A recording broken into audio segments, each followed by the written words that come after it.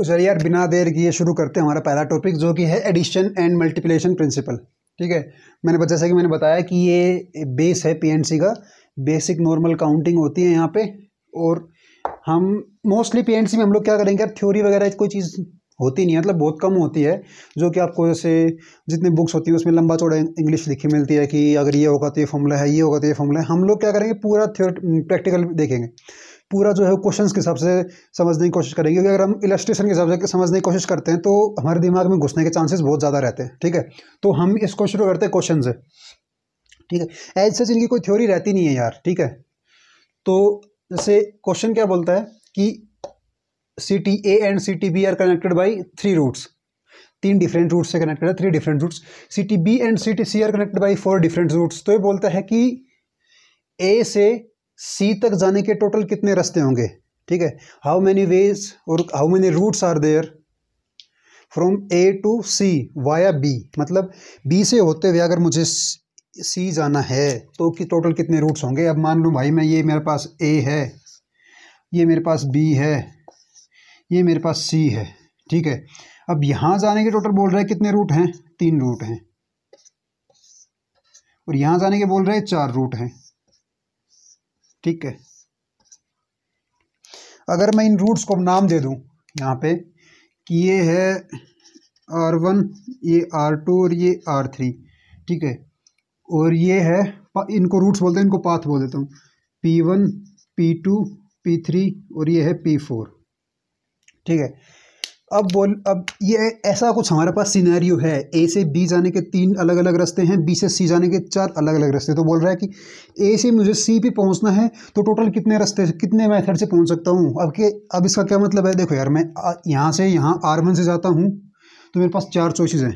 मान लो यहाँ से यहाँ R1 के पास जाता हूँ, ठीक है, R1 से B पे पहुँच गया, मेरे पास उसके बाद 4 चॉइसेस हैं। मैं P1 से जा सकता हूँ, P2 से जा सकता हूँ, P3 से जा सकता हूँ, P4 से जा सकता हूँ।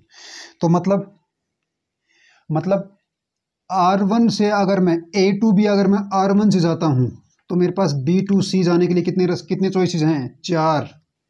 ठीक है, या फिर मैं A टू B अगर R2 से जाता हूँ तो मेरे पास B टू C जाने के कितने रास्ते हैं, फिर से 4 है।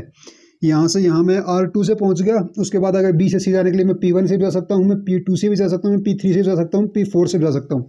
मतलब इनमें एक रास्ता बनेगा, R2 से यहाँ A से B में R2 से गया, फिर B से C में P4 से गया। ठीक है, मतलब ये रास्ता बनेगा, ये ऐसे गया मैं, उसके बाद मैं ऐसे गया, एक रास्ता ये बनेगा। दूसरा रास्ता बनेगा एक यहाँ से गया मैं, एक ये गया। ठीक है, तीसरा रास्ता कौन सा बनेगा, यहाँ से जाके मैं ये चला जा सकता हूँ। चौथा रास्ता कौन सा बनेगा, यहाँ से जाके मैं ये भी जा सकता हूँ। समझ के 4 रास्ते कौन कौन से बनेंगे, ऐसे R1 से बनेंगे, ऐसे R2 से, ऐसे R3 से। ठीक है,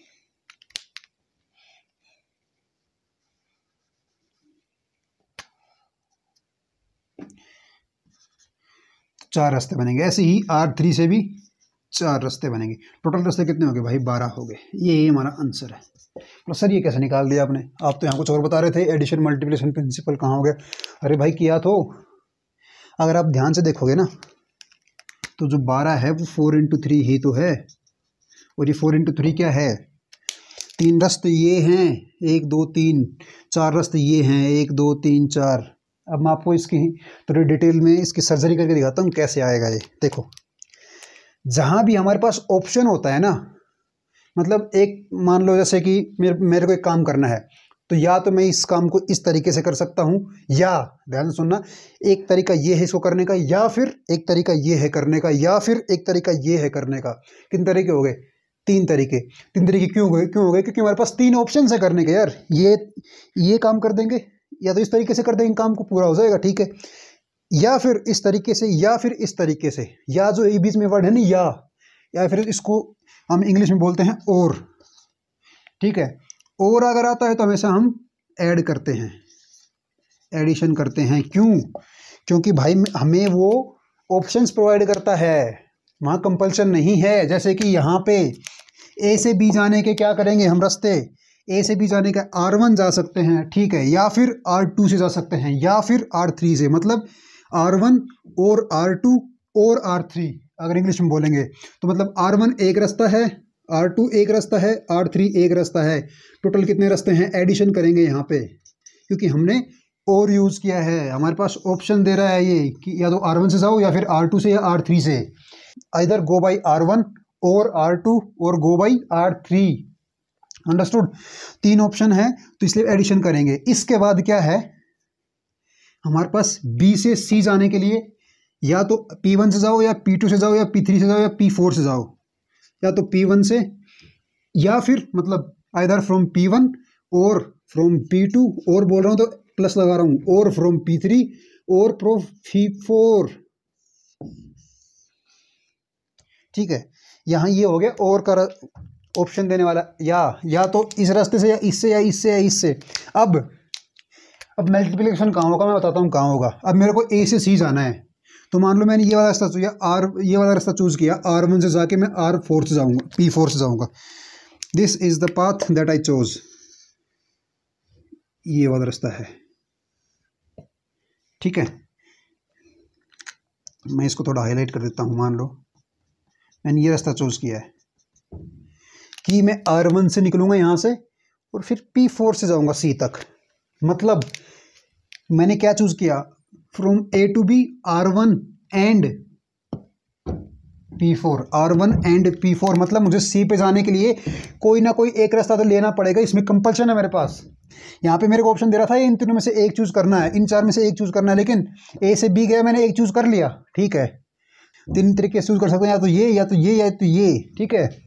अब उसके बाद मेरे पास कंपल्शन है R1 के बाद एक और चूज करना है। वो एक कितने तरीके से चूज कर सकते हैं, 4 तरीके से। मतलब R1 and P4, R2 and P4, R3 and P4, या फिर R1 and P1, R1 and P2, R1 and P3, R1 and P4। मतलब मुझे अगर A से C पहुंचना है तो इनमें से एक रास्ता और इनमें से एक रास्ता, मतलब 1 route from these 3 and 1 route from these 4। बीच में जो एंड आता है ना, जहां भी हमारे पास एंड आएगा वहां भाई हम मल्टीप्लिकेशन कर देंगे, समझ रहे हैं। जहां भी हमारे पास एंड आएगा वहां हम मल्टीप्लाई कर देंगे, मल्टीप्लाई, ठीक है। आ गया समझ में? इन 3 में से ये एक रास्ता और इन 4 में से एक रास्ता, इन 3 में से एक रास्ता और इन 4 में से एक रास्ता। 1 route from these 3 and another route from these 4, समझ रहे? तो हम यहाँ पे मल्टीप्लिकेशन कर देंगे, क्या आएगा 3 इंटू 4 मतलब 12, ठीक है। ये 12 आ गया। इस तरीके से हम एडिशन मल्टीप्लिकेशन का प्रिंसिपल जो यूज़ करते हैं, आपने बहुत बार यूज़, जैसे यहाँ हमने यूज़ कर लिया, हमें पता ही नहीं लगा हम मल्टीप्लिकेशन और या फिर एडिशन का प्रिंसिपल यूज़ कर रहे हैं। यहाँ हमने यूज़ कर लिया, आंसर भी निकाल दिया, लेकिन हमें पता ही नहीं लगा हम यही प्रिंसिपल यूज़ कर रहे हैं। इतना बेसिक और इतना कॉमन प्रिंसिपल है, हमें पता नहीं रहता, लेकिन हम इसको हम हर जगह यूज़ कर लेते हैं। PNC में हर जगह इसको यूज़ कर सकते हैं और करेंगे भी, लेकिन हमें पता नहीं रहेगा हम यूज, क्योंकि जैसे हमने यहाँ से 3 में से एक रास्ता निकाल, आगे पढ़ेंगे ना हम। अब इन 3 में से एक रास्ता चूज करना है मेरे को ना, तो उसको मैं आगे चल के 3C1 से चूज करूँगा। इन 4 में से एक करना है, इसको 4C1 से करूँगा। इन दोनों मल्टीप्लाई करके मेरे पास 12 बनेगा, ठीक है। ये मैं बता रहा हूँ आपको, क्या बता रहा हूँ मैं, कि जो आगे हम 3C1 जो हमेशा यूज़ करेंगे ना PNC में, हर जगह C1 जो यूज़ करेंगे, जो C कॉम्बिनेशन वाला C यूज़ करेंगे, उसमें बाय हम 3C1 मतलब 3 में से कोई एक रास्ता चूज करेंगे हम। ये अगर ये आपको समझ देना तो आगे पढ़ेंगे, चिंता मत कीजिए। लेकिन मैं आपको बता रहा हूँ कि यहाँ भी हमने ना यही यूज़ किया है, ये 1 + 1 + 3। 3 में से एक चूज़ कैसे करना है, या तो ये या तो ये या तो ये, समझ रहे? या जो ये और आइदर दिस वन और दिस वन और दिस वन, तो ये तभी यहाँ पे 3 हमारा जो है आंसर आएगा, समझ रहे हैं? तो जो एडिशन और मल्टीप्लिकेशन का जो प्रिंसिपल है वो हम लोग हर जगह यूज़ करेंगे। अब यार एक और क्वेश्चन को सोल्व करने की कोशिश करते हैं। तो ये क्वेश्चन बोलता है कि एक नंबर लॉग है हमारे पास, सॉरी नंबर नहीं, नंबर लॉग है ये, सॉरी स्पेलिंग गलत होगी, ठीक है। एक नंबर लॉग तो आप सबने देखा होगा यार, वो लॉग मैंने बनाने की कोशिश की है, पता नहीं आड़ा टेढ़ा बन गया है। जिस पे एक लॉक होता है उस पर क्या होती है कि रिंग्स होती है, जिसमें हम कोड लगा देते हैं। मान लो मैंने कोड लगाया 1 2 3 कोड लगाया, तो पहले रिंग पे 1 लाना पड़ेगा, दूसरे रिंग पे 2, तीसरे रिंग पे 3, तभी वो खुलता है, ठीक है। उसको नंबर लॉक बोलते हैं। तो ये बोल रहा है कि एक नंबर लॉक है, इस पर 4 रिंग्स हैं और चारों पे 10 डिजिट हैं। वो तो ऑब्वियस बात है, 0 से लेकर 9 तक डिजिट होती है, तो 0 से लेकर 9 तक टोटल 10 डिजिट्स हो गए हमारे पास।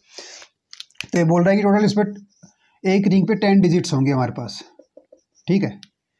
टोटल 4 रिंग्स हैं, तो बोल रहा है कि उसमें maximum number of unsuccessful attempt कितने हो सकते हैं, कि मतलब maximum number of unsuccessful attempt. अगर कोई मान लो आपके पास कोई बैग है, उस पर एक नंबर लॉक लगा हुआ है, उस नंबर लॉक पे 4 रिंग्स हैं, मतलब आपने उसमें मान लो जो कोड है वो डाला हुआ है, 0 0 0 0 डाला हुआ है, 4 बार 0 डाला हुआ है। तो अब चारों पे अगर 0 लाएंगे, चारों रिंग्स पे, तो ही लॉक खुलेगा ना। तो ये बोल रहा है कि maximum number of unsuccessful attempts कितने हो सकते हैं, मैक्सिमम नंबर कितने हो सकते हैं। मान लो कोई चोर आपको चोरी करने आ रहा है, तो वो कितनी बार ट्राई करेगा तब जाके खुलेगा। उसमें बोला कि मैक्सिमम कितने नंबर, मैक्सिमम कितने हो सकते हैं। तो मैक्सिमम कब हो सकता है यार, कि जो आपने सही कॉम्बिनेशन लगाया है, अगर कोई बंदा उसको सबसे लास्ट में खोले तो उससे पहले हुए जितने भी हैं वो मैक्सिमम होंगे ना। मैक्सिमम तभी होंगे कि जब जो सक्सेसफुल अटेम्प्ट होगा उसको सबसे लास्ट में करे, तभी तो जो है मैक्सिमम अनसक्सेसफुल अटेम्प्ट्स आ सकते हैं ना। तो अब देखो मेरे पास क्या है, 4 रिंग्स हैं यहाँ पे, 1 2 3 4, ठीक है। अब 4 रिंग्स हैं। अब मैं बोल रहा हूँ कि इसमें maximum number of unsuccessful attempts तभी आएंगे जब जो सक्सेसफुल अटेम्प्ट होगा वो सबसे लास्ट में अटेम्प्ट किया जाए, उसको सबसे लास्ट में अटेम्प्ट किया जाए। तो मैं क्या करूँगा, जो टोटल जितने भी अटेम्प्ट होंगे ना, टोटल जितने भी अटेम्प्ट होंगे उसमें से जो एक अटेम्प्ट होगा वही तो सक्सेसफुल होगा।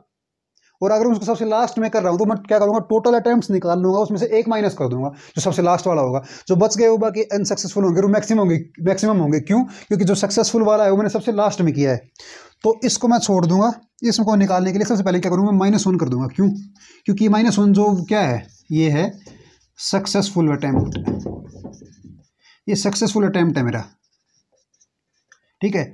ये और ये सबसे लास्ट में किया है, एट लास्ट, इसलिए मैं इसको -1 करूंगा। बाकी मेरे पास जो यहाँ भी जितने भी अटेम्प्ट आएंगे ना, जितने अटेम्प्ट आएंगे उसमें से मैं एक घटा दूंगा, मेरा वो आंसर आ जाएगा।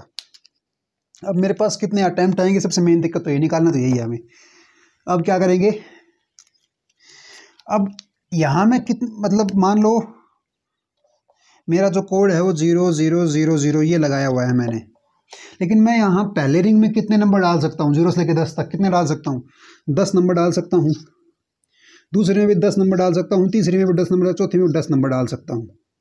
अब यहाँ ये हो जाएंगे मल्टीप्लाई,